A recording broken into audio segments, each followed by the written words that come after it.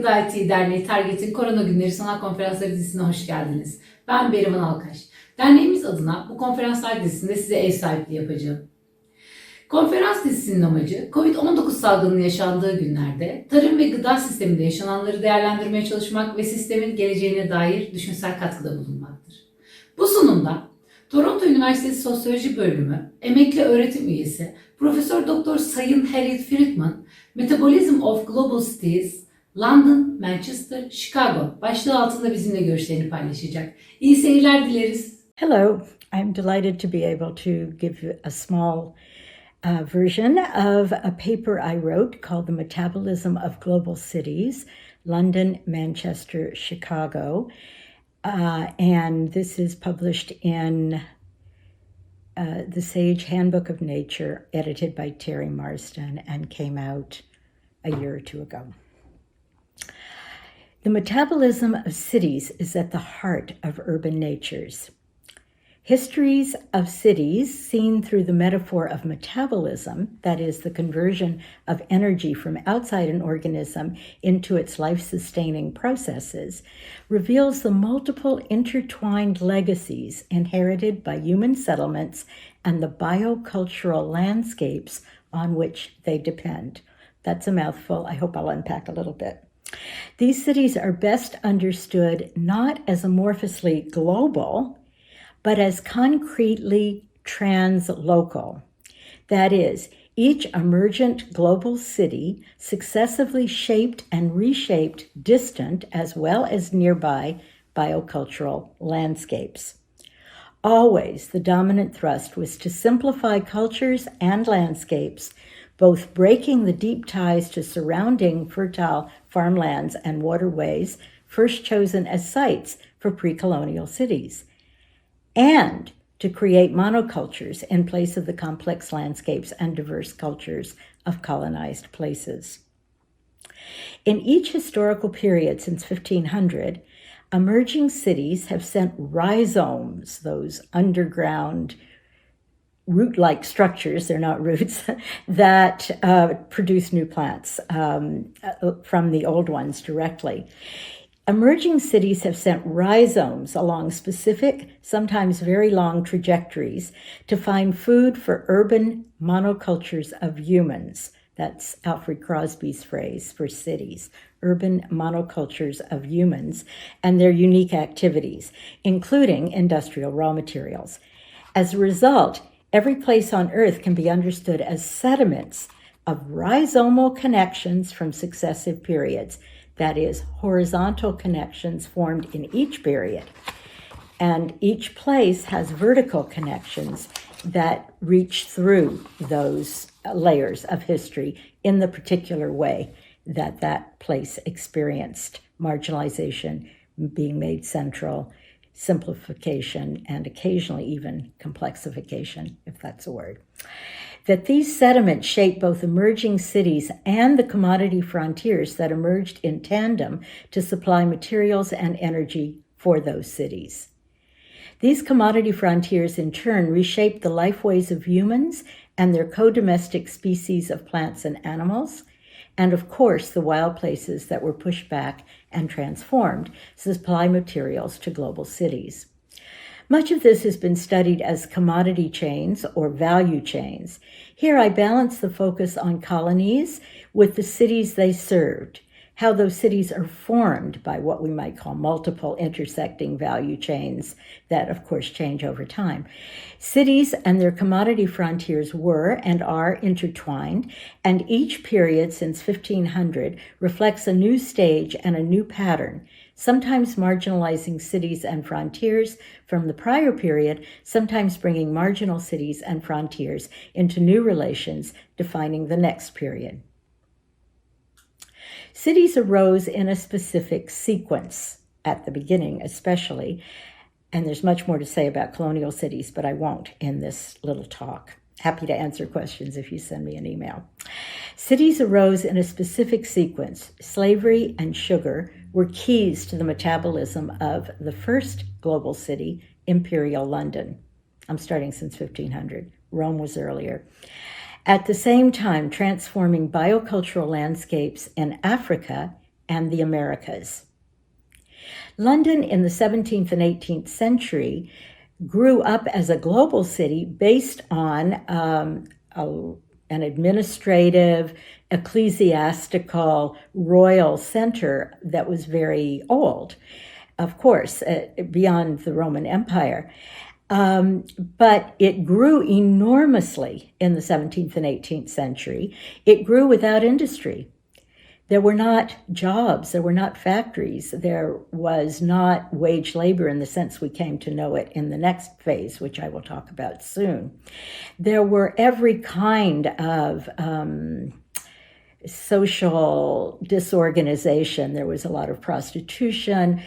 Drugs were brought in. Those were some of the early commodity chains, opium, but also locally gin that was manufactured to get rid of surplus grain in England, and gin parlors. And there are many documents of this kind of world. And there were many new jobs that had never existed, never had names, that had to do with trade and finance, because London was becoming the center of an empire. It grew up in that trade and finance, and the finance grew up with it in relation to the slave and sugar frontiers, which were the dynamic movers of the economy at that point. And they shifted those frontiers from complex landscapes and cultures to simplified ones. Before I get to that, let me just say that diets in London, as Sidney Mintz has emphasized, shifted dramatically, partly because of the poverty and the disconnection from the rural areas where foodways had grown up, partly, and the lack of access to food or to the ability to grow food. They ate much more sugar. And even though it was not much of the caloric intake proportionately of what they had, it nonetheless planted the seeds for the industrial food system that would be centered very, very much later, centuries later, on sugar, fat, and salt. Or as Mintz just points out, sugar and fat. Then it set the urban population on this new path to what we could, it's been called the neoliberal diet, it's been called the industrial diet by Tony Winson. It led to what we might in this way think of as the urban proletarian diet, or proto-proletarian, since they weren't, for the most part, organized into wage labor. In Africa, the slave trade robbed many of those countries of West Africa of its young people and replaced many traditional food staples and crops with simplified agronomies based on a new food staple, in turn part of the imperial exchanges, but this new food economy based on maize. It changed the agronomies of those places and simplified them. It changed the diets and cuisines. So complex landscapes and cultures of the Caribbean, which were, most of the indigenous people were thought to have died or been absorbed into the settler populations that came in waves, including slaves from Africa, enslaved people. But they're starting to reassert themselves. So there's much to say about that. But they were complex wooded landscapes surrounded by sea, whether they were in the north of Brazil or the Caribbean islands. They were placed by simple landscapes cleared to produce sugar. And this new system of production, incredibly simplified, was based on three imported elements.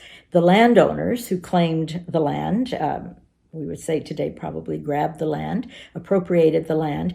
They were from England, or in some cases from France or Holland. I'm sticking to the English Empire here. They were workers from Africa, enslaved, of course, and then later from Asia, indentured when slavery was abolished. And sugar, a plant introduced from Asia after having made its several centuries journey via the Middle East, Portuguese Atlantic islands, and so on. It's important to note that sugar plantations used an industrial organization of enslaved labor in both fields and refineries long before it was introduced as free labor in England. That is, we tend to think of industrial organization as being based on free labor, but it actually was experimented with on a large scale in the slave systems, slave sugar systems in the Caribbean, especially Cuba, which was the most advanced, if that's the word. The English workers of the time understood this in a certain way, and they understood themselves to be wage slaves, a language they used, and were the organized working class by the late 18th, even more early 19th century, was involved in the abolition movement, very much so. New forms of capital, especially finance, were created. Joint stock companies for the slave and sugar trades and the Bank of England to allow management of the emerging empire by the imperial city of London. Industrial Manchester was the next type of global city, and it was very different from the ancient city of London. It was itself one of several Roman trading towns from centuries before, but what became the giant industrial area of northern England was actually an array of such towns. It also built on the legacy of imperial London. It could not have happened in a different order because the port of Liverpool, which was nearby, though not connected yet, grew enormously through the sugar and other trades of the imperial period. All of these became connected by canals along with the coal mines that were beginning at that time too. The industrial city simplified the regional landscapes of northern England, which had been based on households which mixed farming and artisanal production, especially of cloth. Cloth is the most important because it was cotton that became the basis of the Industrial Revolution, the technologies of spinning and weaving and the organization of workers into a single workplace with a technical division of labor supervised in a hierarchy. You know all that story. Before that, and often we call it the putting out system, these households were not simply artisans replaced by manufacturing and wage labor, which is how we usually think of the Industrial Revolution. They were not simply villagers pushed off the land by enclosures, which is how we most often think of the creation of the working class, or the first step in free labor. Their livelihoods, the livelihoods of these households, depended on a mix of farming, herding, and handicrafts. They spun and weaved the flax from their fields and the wool from their sheep. A missing piece of the story of how handloom weavers were turned into landless workers was the replacement of these local raw materials by imported cotton, which could not be grown in England, and the loss of the ability to mix handicrafts and farming, so that the survival of these rural producers, something that's repeated over and over again in the world in successive phases, successive frontiers of cities and of commodities to feed them. All of these were, sorry, I lost my thread here. These households were disorganized. Their mix of activities, which had sustained their livelihoods, could no longer function, and so they were forced to abandon the land and therefore enter into the newly emerging factories based on cotton production, as was the technology, the spinning jenny and so on.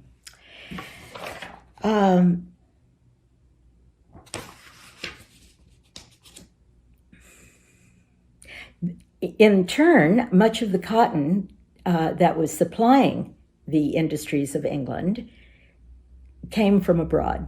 And there are three places I'm going to name that it came from, all of them part of the expansion of an industrial urban system into very specific places. Of course, places always exist already, but they're completely transformed by this incorporation into the new system. So American slavery, of course, had begun in the imperial period, but not in the U.S., not for cotton. In fact, I'm not sure anywhere for cotton until the industrial period, but perhaps. So American slavery was deepened and the slave frontier was expanded to make possible, on the one hand, the massive production of cotton with slave labor, and on the other, the factories of Manchester and its surrounding areas. The slave frontier was extended into new landscapes after 1800 to grow cotton to feed these English mills. The expulsion of indigenous people became far more rapid, more intense, and more violent even than it had already been. It's known in the history of indigenous stories and narratives of the U.S. as the Trail of Tears, where people were expelled to the far west, often to Oklahoma. Many died along the way, and those who survived were in a completely different landscape. It was no longer a biocultural landscape. It was something they had to survive in or recreate.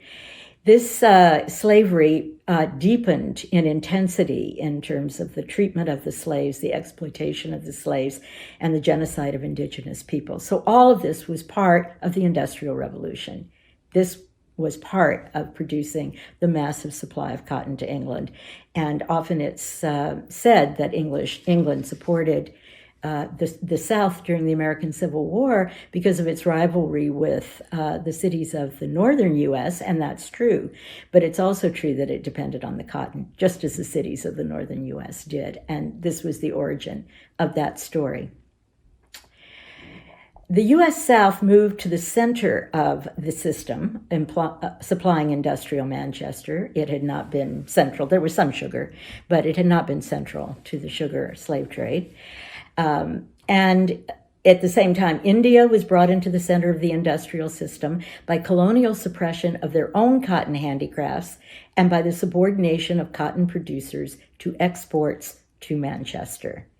That is, and that, of course, was the story of Gandhi and the attempt to revive these pre-colonial handicrafts that had been suppressed by, we can call it empire, but we can also say specifically now by the urban industrial centered rhizomal system incorporating cotton producers into suppliers of raw materials for the Industrial Revolution. And there were others, such as East Africa, which were created as colonies to supply cotton and other goods, again, to England. Eric Wolf describes this translocal industrial revolution, and Sven Beckert, in his Empire of Cotton, both beautiful books, Wolf's is Europe and the People Without History. They detail how cotton formed the basis of empire and the location of industry in this period. In other words, India was deindustrialized. At the same time, diets of workers in northern England were as degraded as earlier mass diets in imperial London. Engels, in The Condition of the Working Class in England, describes what they could get from both locally produced food and colonial imports of really drugs, sugar, tea, opium, to soothe hunger and oppressive labor. Finally, industrial cities called forth the third type of global city, that is Chicago.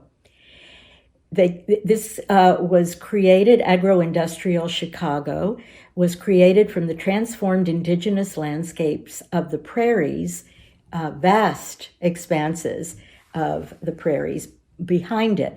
Now, in a way, it's kind of paradoxical because it recreates the locational connection between the city and its hinterland. On the other hand, this was not a hinterland to supply Chicago. Chicago didn't even exist. Chicago grew up with the the monocultural reorganization of the prairies, the clearing and simplification of the indigenous landscapes, which had been based on a very sophisticated management by indigenous people of the bison and the perennial grasses. This was, in European language, in English, it was a pasture on a scale that just could not be seen by European eyes. They managed it mainly by fire, and of course they were brutally and rapidly suppressed, partly militarily, especially by soldiers at the end of the Civil War, but also by the decision to just slaughter the bison well beyond anything that was used. They were just killed and left to rot and die in huge amounts. It's quite an incredible story, and of course it undermined the subsistence base of the indigenous population.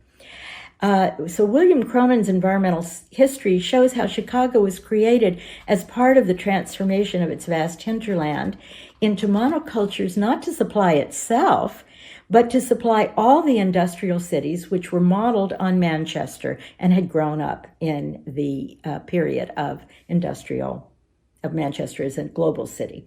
Paradoxically, it returned to the territorial base of pre-colonial cities, but now based on settler displacement of indigenous landscapes.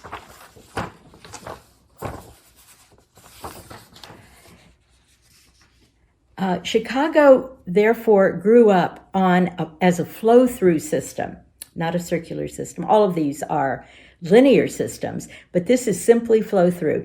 And so it had to create the technologies and the institutions to manage a flow-through system on a scale that had not existed before. And this flow-through system was to connect emerging farmers of wheat and herders of cattle, both introduced from Europe, as the people were. So a new triad, instead of indigenous people, bison, perennial grasses, you now have European settlers, cattle, and wheat from the old world, all introduced. And they created not only a new kind of farming, but also a new kind of city, Chicago, the agro-industrial city. It emerged to organize the continuous flow of standardized wheat through railways and storage elevators, and of meat through stockyards and early disassembly lines.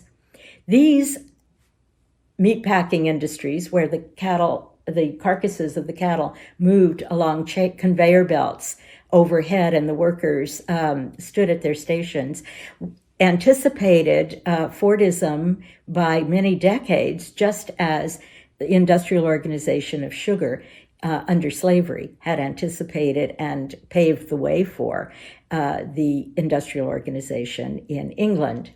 It also created new financial institutions, in particular commodity futures trading, and they were created to manage the connections among even ever more geographically disconnected cities and landscapes, geographically and socially. So markets and finance are what Cronin calls second nature. I think he takes it from Aristotle. The idea that if we disrupt the connections in nature, then we have to create new social ones. And that's not necessarily a bad thing, but it is if we forget about it and it takes over and undermines the connections in nature, of which we are, of course, a part. Yet there's another dimension to this story, and I don't want to end there. Of course, Chicago grew up around 1860. There's another dimension to this story of power and accumulation. The less visible history is of diasporic creativity, and this may be the enduring earthly basis of cities and indeed of human society, something that we have to look to recover, and that this emphasis on monocultures and simplification and second nature points to. We have to recover circular economy. As the Ellen MacArthur Foundation puts it, we have to reconnect without losing the modernity, the ways that we connect to nature and the aspects of other aspects of nature connect to each other. The fragility of these long-distance, just-in-time supply chains have become particularly evident in the COVID pandemic, which builds on this creativity. For instance, I'll just give one example. Everywhere I see it online, that everywhere, as in Toronto, the emerging territorial food systems, handicraft-based, directly connecting producers and consumers, or with small businesses that do the distribution, the production, and so on. Those have been trying and struggling to emerge in an institutional frame that favors monoculture and long-distance trade.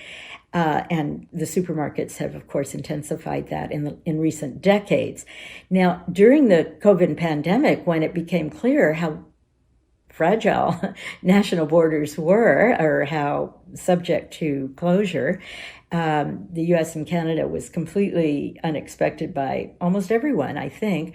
Then the supply chains were, even before they were really disrupted, and they haven't fully been, here anyway, these new institutions had a burst of creativity, virtual farmers markets, 100-kilometer foods, all kinds of ways that people who were begun to be connected to each other, and the Toronto Food Policy Council played a very good role in helping that reach a good level, and also helping it move forward during the pandemic, and helping the city, if it's willing, we'll see, to take this up and come out of this pandemic in a better way. One example I really like is the table de chef created by, now Quebec is unique in Canada, it's not typical, but it is something that can be done by anyone if they choose to. That when hotels were closed, when hunger increased, when public venues like stadiums were closed, there were a lot of unemployed chefs, a lot of hungry people, a lot of farmers who were having trouble getting their produce to those places, to the big restaurants, especially the big venues, the public institutions, all closed. The chefs decided to create a new system called Cuisine Solidaire, or Solidarity Kitchens, and they are serving now 1 million meals distributed through food banks and through a variety of institutions. And they did that very quickly, and it's now spreading to other cities. It's being taken to other cities across Canada. So we now see more visibly than before that the options are either to deepen monocultures and long-distance supply chains, but this time the subsidies are more visible to corporate concentration, land grabs, energy for transportation, storage, and distribution. So all the vulnerabilities can be suppressed, again, for a while. Or we could shift to public support so as to enable the emergence of a networked system of small and medium enterprises to create materials and energy based in the territories they are used, but not limited to those. This is not against trade, but it is about centering the food economy and the energy economy and all the rest of it in the territories of cities, which is now where most people live. The territorial path supports knowledge-intensive farming, such as agroecology, and knowledge-intensive cuisines, and all the steps connecting them. Knowledge and relational intensive, personal relations, or not necessarily direct personal, but links through sequences of personal relations in networks. It opens to something that breaks the 500-year pattern of distance, monocultures, and ever more elaborate financial connections between places and settlements. It opens to the conscious evolution of cities as part of nature. Thank you.